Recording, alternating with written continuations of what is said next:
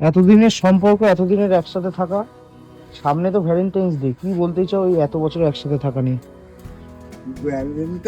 Valentine's day এসব নতুন concept আমাদের কাছে, কারণ 28 বছর মানে দুটো বনবাস বা দুটো যাবজ্জীবন, এভাবে ধরলেও ওই ঝগড়াটা একটু কম হলে বাঁচা যায় আর কি।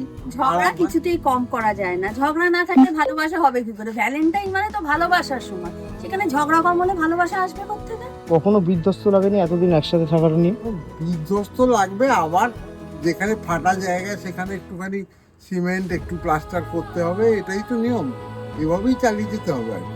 বিধ্বস্ত মানে এক এক সময় মনে হয়েছে ওরে বাবা আর পারছি না, এটাই শেষ, আর কিছুতে হবে না, কিন্তু ওই তারপরে আবার ওই নদীর একটা পাড় ভেঙে আবার একটা পাড় করছে, এরকম ভাবেই চলছে। ভ্যালেন্টাইন্স ডে তোমার ভ্যালেন্টাইনকে কিভাবে সারপ্রাইজ করবে?